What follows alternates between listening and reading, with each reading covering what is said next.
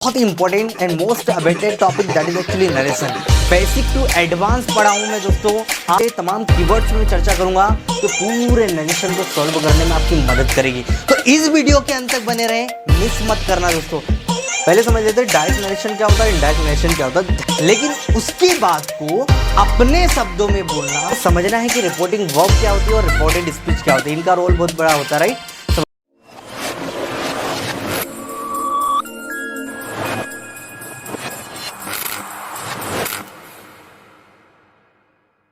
Hey everyone, good evening to all of you once again. Welcome you to on my YouTube channel. I hope you all are actually doing well. Recently passive voice की series हमारी लगभग खत्म हो चुकी है दोस्तों। Passive voice के ऊपर मैंने आपको लगभग 30 से 40 क्वेश्चन कराए ताकि आपको एक पैटर्न पता चल जाए किस तरीके से सॉल्व करना है। एक्सरसाइज आपने सीखी, लेकिन रिटर्न में जब आपसे क्वेश्चन पूछे जाए तो किस तरीके से सॉल्व करना है, उसी के ऊपर बेस्ड मैंने आपको एक्सरसाइज मार्क करने की कोशिश की, राइट। आई होप कि उन वीडियोस को आपने देख लिया होगा। एक बहुत ही important and most awaited topic that is actually narration. आज हम लोग नरेशन की चर्चा करने वाले दोस्तों। बेसिक टू एडवांस पढ़ा हूं मैं दोस्तों। आज इंट्रोडक्शन पार्ट में वो तमाम मुद्दों पे, तमाम कीवर्ड्स में चर्चा करूंगा जो पूरे नरेशन को सॉल्व करने में आपकी मदद करेगी। तो इस वीडियो के अंत तक बने रहें, मिस मत करना दोस्तों। अगर आपने ये पार्ट मिस कर दिया, बाकी का कोई सा भी पार्ट अगर आप देखने आओगे अचानक से तो समझ नहीं आएगा।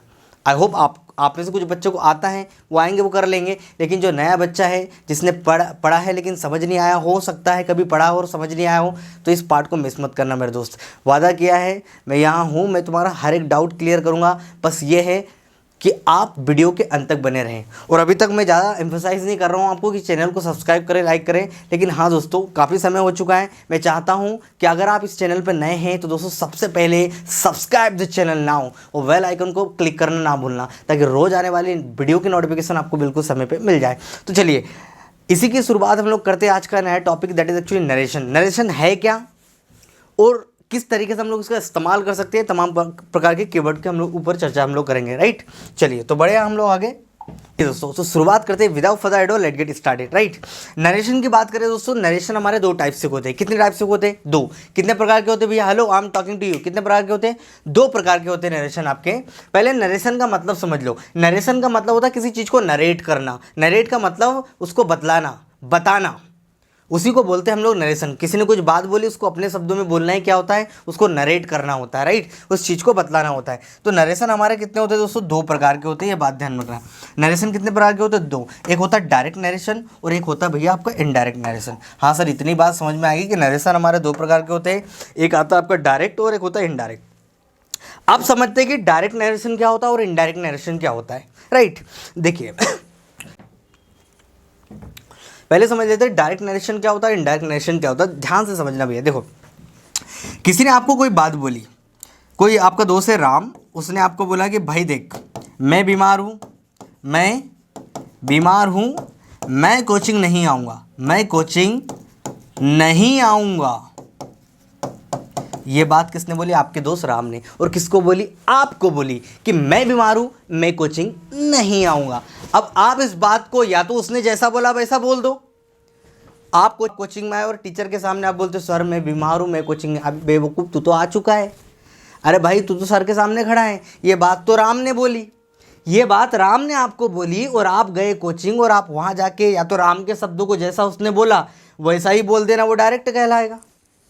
लेकिन उसकी बात को अपने शब्दों में बोलना क्या कहलाता है दोस्तों? Indirect narration. कैसे? अब आप सर के सामने क्या बोलोगे? सर वह बीमार है, वह कोचिंग नहीं आएगा। क्या बोलोगे? सर वह बीमार है, वह कोचिंग नहीं आएगा। ये होता दोस्तों इनडायरेक्ट नरेशन।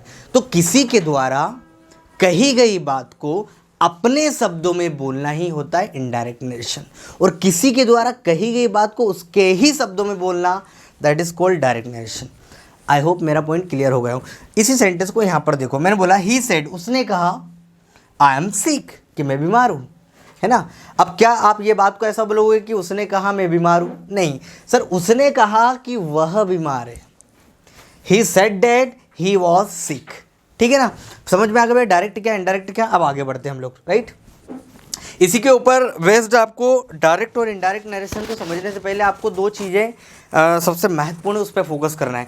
डायरेक्ट और इनडायरेक्ट नरेशन में दो चीज़ बहुत इंपॉर्टेंट होती है जो आपके सामने भी आपके स्क्रीन के ऊपर दिखाई दे रही है। एक होती है रिपोर्टिंग वर्ब, दूसरी होती है रिपोर्टेड स्पीच।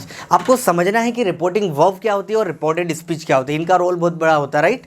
समझ लेते हैं। सबसे पहले बात कर लेते हैं रिपोर्टिंग वर्ब की। देखो डायरेक्ट इनडायरेक्ट नरेशन में इनका रोल बहुत बड़ा होता है भैया। रिपोर्टिंग वर्ब क्या होगी, आपने देखा होगा शुरू का जो सेंटेंस होता है, उसने कहा, उसने बोला, उसने बताया, उसने पूछा, वह जानना चाहता था, ठीक है ना, उसने आपके लिए प्रार्थना की, कहा, सुना, बोला, बताया, ये सारा जो होता है ना भैया मटेरियल, इसी को हम लोग बोलते हैं रिपोर्टिंग वर्ब, ठीक है ना।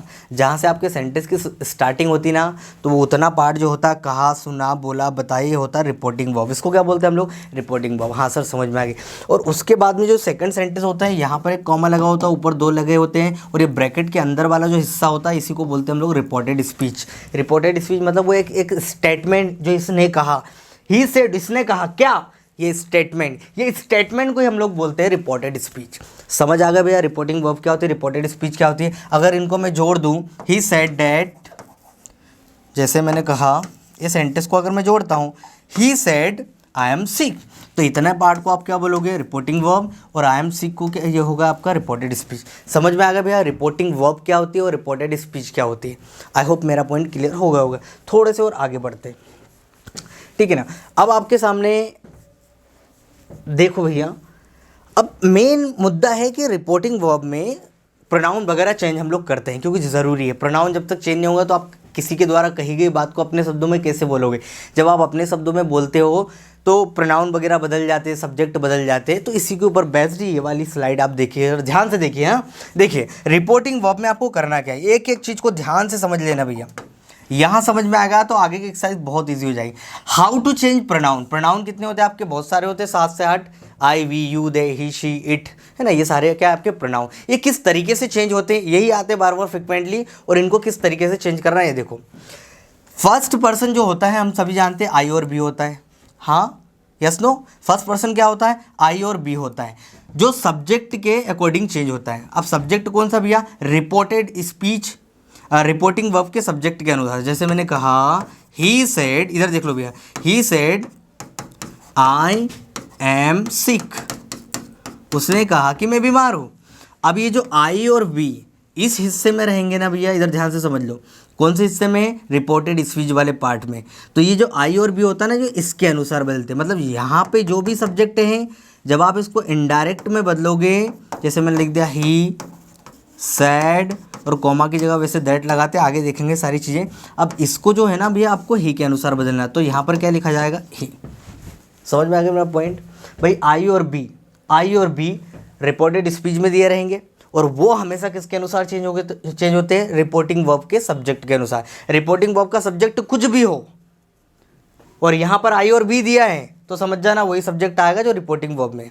सर थोड़ा थोड़ा समझ में आया, पल्ले नहीं पड़ा एकदम से। मैं समझ रहा हूँ, तुम्हारी भावनाओं को समझ रहा हूँ। मान लो इधर देख लो, एक काम करो, आगे मैंने एक्सरसाइज दी है इसके ऊपर बेस्ड, अभी ये थोड़ा सा ओवरव्यू देख लो। आई और बी ये सब्जेक्ट के अनुसार बदले, मतलब ये यहाँ पर जो भी सब्जेक्ट होगा वो इधर वाले पार्ट में चला जाएगा इनडायरेक्ट स्पीच में, राइट। इतनी बातें क्लियर। अब देखो सेकंड पर्सन जो होगा यू, सभी जानते हैं कि सेकंड पर्सन हमारा क्या होता है, यू। वो किसके अनुसार चेंज होगा, ऑब्जेक्ट के अनुसार। रिपोर्टिंग वर्ब के ऑब्जेक्ट, सर रिपोर्टिंग वर्ब का ऑब्जेक्ट मतलब ये यहाँ पर अगर कोई ऑब्जेक्ट दिया है, जैसे ऐसा लिखा गया ही सेड टू मी, ठीक है ना, तो यहाँ पर ऑब्जेक्ट क्या आ गया, मी। यू आर क्लेवर, ठीक है ना, तो भाई यू जो रहेगा वो इसके अनुसार चेंज हो जाएगा। भाई मी लिखा है तो मी का आपको क्या करना पड़ेगा, आई करना पड़ेगा। He said, he told me that I was clever, something like that, ऐसा। तो याद रखना यू जो होगा वो ऑब्जेक्ट के अनुसार चेंज होगा, आई और बी जो होगा वो किसके अनुसार चेंज होगा, सब्जेक्ट के अनुसार चेंज होगा। हाँ जी समझ में आ गया। अब थर्ड पर्सन देखो, थर्ड पर्सन आपके ही, शी, इट, नेम, और कोई भी दे वगैरह, I mean they, third person plural. अगर ये आपके रिपोर्टेड स्पीच में दिए रहे, सेकंड पार्ट में दिए रहे, तो इनमें कोई चेंजेस नहीं करना है, जैसे दिए वैसे वैसे उनको लिख दो। मेरा पॉइंट क्लियर होगा भैया। फिर से समझ लो, आई और बी हमेशा सब्जेक्ट के अनुसार चेंज होंगे। कौन सा सब्जेक्ट, रिपोर्टिंग वर्ब के सब्जेक्ट के अनुसार। कौन सा सब्जेक्ट? रिपोर्टिंग वर्ब के सब्जेक्ट के अनुसार, मतलब पहला पार्ट के सब्जेक्ट के अनुसार। और यू जो रहेगा वही रिपोर्टिंग वर्ब के ऑब्जेक्ट के अनुसार बदलेगा। और ही शी इट नेम इनको कोई चेंजेस नहीं कर रहे हैं, ठीक है ना। इधर देखो आगे मैंने सेंटेंसेस लिखे। अब इन्हीं के ऊपर, तीनों के ऊपर बेस्ड मैंने आपको एग्जाम्पल दिया ताकि आपको बेहतर तरीके से समझ में आए। देखो कैसे। ही सेड, उसने कहा, आई एम इनोसेंट, कि मैं मासूम हूँ। अब यहाँ पर आई दिया है, मैंने क्या बोला, आई और वी अगर आए तो वो किसके अनुसार चेंज हो जाएगा? इसके अनुसार चेंज हो जाएगा, ठीक है। इतनी बातें क्लियर हो गई, हाजिर से क्लियर हो गई। तो मैंने इसको वैसे वैसे लिखा, ही, सेड को वैसे वैसे सेड, ये कॉमा को किससे रिप्लेस कर दिया? दैट से रिप्लेस कर दिया। कॉमा हमेशा दैट से रिप्लेस होता है, याद रखना। वो इंट्रोगेटिव पैटर्न में वो अलग कंडीशन होती है, ये फॉर वेदर लगाते हैं, लेकिन फिलहाल यहाँ पर कॉमा की जगह क्या लगाना? आपको हमेशा दैट लगाना। ही सेड दैट, इतना कॉमन हो गया। अब यहाँ पर आई है तो आई किसके अनुसार चेंज होगा? ही के अनुसार। तो जो यहाँ पर जो सब्जेक्ट है वो यहाँ पर जाएगा, तो ही, अब ही के अनुसार क्या लगाना पड़ेगा? एम तो लगाओगे नहीं, इज इनोसेंट। यहाँ पर वॉस कर लो दोस्तों, क्योंकि पास्ट में बना है ना, वो थोड़ी सी गलती हो गई। He said that he was innocent, उसने कहा था कि वह मासूम था, राइट। आगे देखते हैं। फिर देखो, तो यहाँ आपने आई को बदला सब्जेक्ट के अनुसार। अभी हम लोग प्रोनाउन चेंज कर रहे हैं, अभी हम लोग सेंटेंसेस वैसे नहीं बना रहे जैसे प्रैक्टिस के तौर पे बनाते। अभी हम लोग सब्जेक्ट को चेंज कर रहे हैं, बताऊंगा कैसे चेंज हो रही सारी चीज़ें, लेकिन फिलहाल प्रोनाउन समझो। ही सेड टू मी, अब यहाँ पर क्या आ गया? ऑब्जेक्ट आ गया। ऑब्जेक्ट, मेरा पॉइंट क्लियर हुआ कि यहाँ पर अब आपको आ गया ऑब्जेक्ट। यू आर लूजर, उसने कहा मुझसे कि भाई तू लूजर है। उसने ये बात मेरे को बोल दी, अब मैं उसकी बात को अपने शब्दों में कैसे बोलूँगा? भाई उसने कहा था कि मैं लूजर था, उसने कहा था कि मैं लूजर था। आप ये बोलोगे ना उसकी बात अपने शब्दों में, तो ही वैसे वैसे सेड से। अब याद रखना, यदि यहाँ पर ऑब्जेक्ट दिया रहे तो ये जो रिपोर्टिंग वर्ब होती है ये टोल्ड में बदल जाती है। ऑब्जेक्ट दिया होना चाहिए तभी टोल्ड में बदलेगी, अदरवाइज नहीं। तो ही टोल्ड मी, उसने मुझसे कहा, उसने मुझसे कहा। अब यू जो रहेगा किसके अनुसार चेंज होगा? ये ऑब्जेक्ट के अनुसार। ऑब्जेक्ट कौन है? मी। तो मी, तो यहाँ पर आपको मी का सब्जेक्टिव केस क्या लिखना पड़ेगा? आई। ही टोल्ड मी, उसने मुझसे कहा, आई वॉज लूजर, कि मैं लूजर था। अब थर्ड पर्सन देखो, नो चेंज कैसा होता है। She said he is my brother, उसने कहा कि वह मेरा भाई है। अब यहाँ पर कौन हो गया भैया? थर्ड पर्सन हो गया, तो इसको कोई चेंजेस नहीं करना, वैसे वैसे लिख देना। He, she said that he was her brother. बस माई की जगह क्या कर दोगे आप? हर कर दोगे, क्योंकि इसने कहा कि वह मेरा भाई है। अब ये बंदा क्या इसको ऐसे कैसे लिखना है भैया? उसने कहा कि मैं उसका भाई हूँ। ये बंदा उसकी बातों को अपने शब्दों में कैसे बोलेगा? भाई वो लड़की ने कहा कि मैं उसका भाई हूँ, तो सी सेड डैट, ठीक है ना, सी said that he was her brother. तो इसको आप क्या करोगे? ऐसे को वैसे छोड़ देना है, थर्ड पर्सन चेंज नहीं करना है, थर्ड पर्सन को चेंज नहीं करना, वैसे के वैसे लिख देना है। Is that clear? तो तीनों को आपने अच्छे से देखा है कि भाई सब्जेक्टिव आई और बी किस तरीके से चेंज होता है, यू ऑब्जेक्ट के अनुसार चेंज होता है, और थर्ड पर्सन को कोई चेंज नहीं करना, वैसे वैसे छोड़ देना। आई होप मेरा पॉइंट इतना क्लियर हो गया होगा। चलिए अब थोड़ा सा हम लोग और आगे बढ़ते हैं।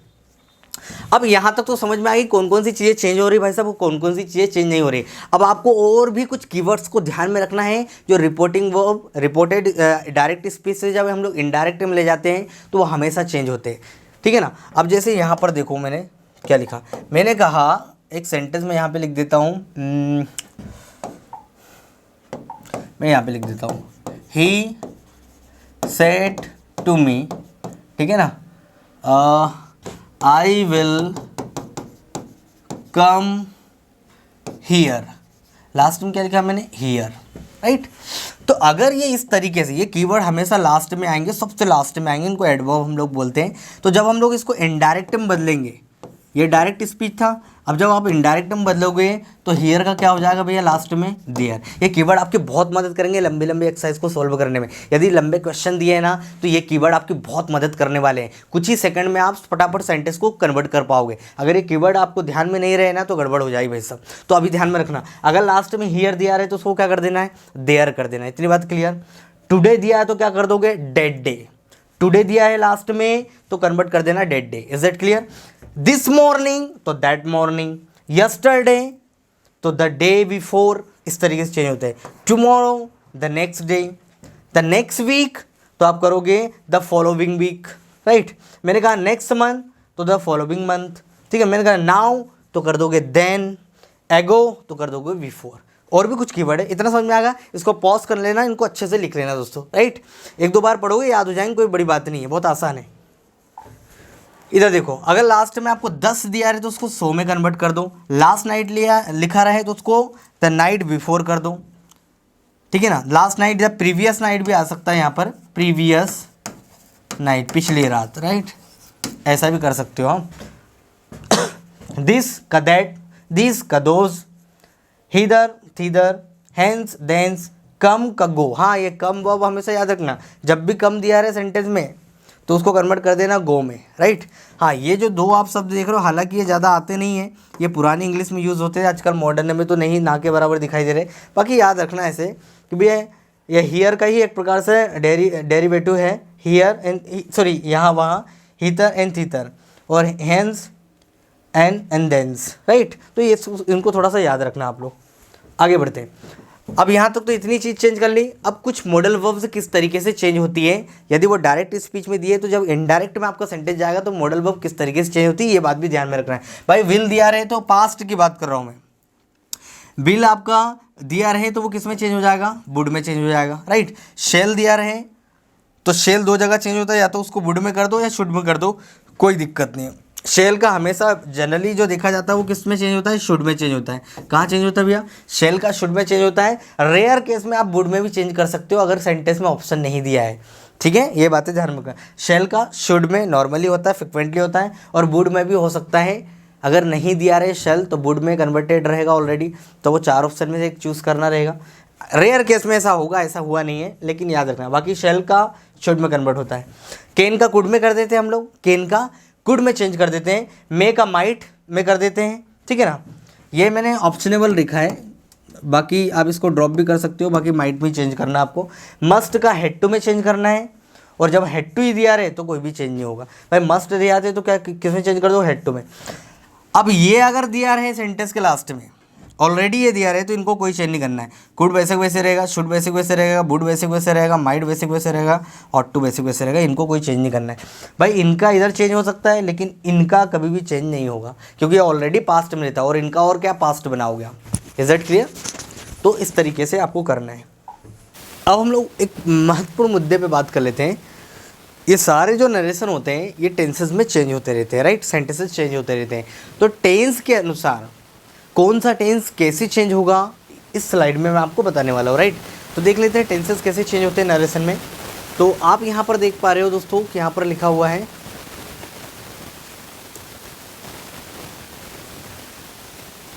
ठीक है ना, देख पा रहे हो, ओके। किस तरीके से टेंसेस चेंज होते हैं नरेशन में, हम लोग इस पे चर्चा करने वाले हैं। तो देखते हैं स्लाइड के माध्यम से समझने की कोशिश करते हैं कि कौन कौन से टेंस किस तरीके से चेंज होते हैं डायरेक्ट से इनडायरेक्ट स्पीच में। तो इस स्लाइड के माध्यम से मैं आपको बताने वाला हूँ टेंसेस किस तरीके से चेंज होते हैं। चलिए तो हम लोग चर्चा करते हैं। देखो, यदि आपकी reported speech I mean reporting verb present में रहे, तो अगर इस तरीके से रहता है, इधर देखो, यहाँ पर दो चीज़ अच्छे से समझ लेना। एक काम करो, सीधा सा आप पहले तो ये समझ लो। देखो, रिपोर्टिंग वर्ब प्रेजेंट में है, तो जब आप उसको इनडायरेक्ट में बदलोगे तो वो किस में चेंज हो जाएगी, पास्ट में। जैसे देखो कैसा लिखा हुआ है, इधर देखो,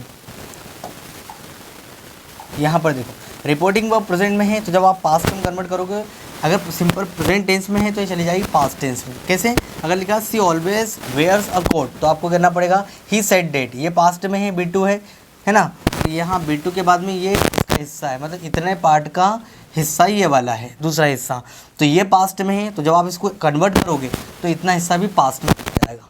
इतनी बातें ध्यान में रखना। She always wears a coat, तो आप लिखोगे she always bore a coat. Wear का सेकंड फॉर्म क्या लिखोगे, बोर, राइट। अगर ये प्रेजेंट कॉन्टिन्यूस में है तो ये कहाँ चली जाएगी भैया, पास्ट कॉन्टिन्यूस में। कैसे? I am looking for my keys, तो आप लिखोगे she was looking for her keys, या पास्ट कॉन्टिन्यूस में आप चेंज करोगे। अभी हम लोग कन्वर्ट करेंगे ना, तो ये चीज़ें आसानी से समझ में आ जाएगी। हो सकता है कि यहाँ पर ये स्लाइड में आपको कुछ चीज़ें समझ में नहीं आएगी। कारण क्या है? क्योंकि यहाँ पर ये वाला हिस्सा देखो यार, इसको लिख देता हूँ मैं तो वो बेहतर रहेगा, क्योंकि मैं पूरा वो मैं समझाना चाहता हूँ। क्योंकि एक्चुअली क्या होता है, कुछ बच्चों को इसमें भी फिर भी डाउट रहता है। देखो ऐसा रहे, ही सेड, उसने कहा, आई एम लुकिंग, क्या, आई am looking for my keys, ठीक है ना। तो ये आपका प्रेजेंट कॉन्टिन्यूस में, तो जब आप इसको इनडायरेक्ट में बदलोगे तो ये चला जाएगा पास्ट कॉन्टिन्यूस में। ये समझाना चाह रहा हूँ। यहाँ पर B2 होना चाहिए, तभी पास्ट कंटिन्यूस में बदल पाओगे आप। अगर ये प्रेजेंट में है तो फिर इधर वैसा वैसा रहेगा, बस प्रोनाउन चेंज हो जाएंगे, सब्जेक्ट चेंज हो जाएगा, कुछ नहीं करना है। अगर ये पास्ट में है तो जब आप इनडायरेक्ट में बदलोगे तो इसको भी कहाँ चेंज करोगे भैया, पास्ट कंटिन्यूस में चेंज करोगे। इतनी बातें क्लियर हो गई। फिर से समझने की कोशिश करते, एक बार और ट्राई करते। राइट, देखो मैंने क्या कहा, अगर आपकी रिपोर्टिंग वर्ब प्रेजेंट में है, ठीक है ना, रिपोर्टिंग वर्ब का जो हिस्सा है सेकंड वाला रिपोर्टेड स्पीच, रिपोर्टिंग वर्ब का जो हिस्सा है रिपोर्टेड स्पीच, अगर वो प्रेजेंट में है तो आप कहाँ चेंज कर दोगे, पास्ट में। राइट, लेकिन एक बात है हमेशा ध्यान में रखना कि आपकी जो रिपोर्टिंग वर्ब वो पास्ट में होना चाहिए, तभी सेकंड वाला हिस्सा कहाँ जाएगा, पास्ट में, अदरवाइज नहीं जाएगा। ये प्रेजेंट में है तो हम लोगों ने ये पास्ट में कन्वर्ट कर दिया, ठीक है। अगर ये प्रेजेंट कॉन्टिन्यूस में है तो हम लोगों ने कहाँ कर दिया भैया, पास्ट कॉन्टिन्यूस में, ठीक है ना। अगर ये प्रेजेंट परफेक्ट में हिस्सा दिया हुआ है, कौन सा, यहाँ पर दिया हुआ है आई हैव गॉन, अगर ये प्रेजेंट परफेक्ट में दिया गया है तो आप इसको चेंज कर दोगे पास्ट परफेक्ट में। इतनी बातें क्लियर हो गई।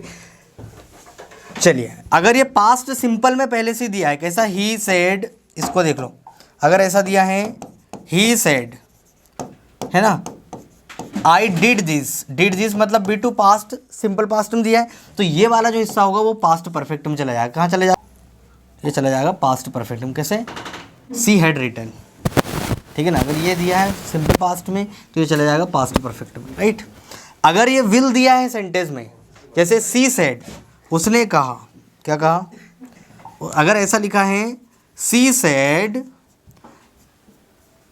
आई विल कम, तो विल दिया है तो ये कन्वर्ट हो जाएगा पास्ट में, वुड में, ठीक है ना। इतनी बात क्लियर।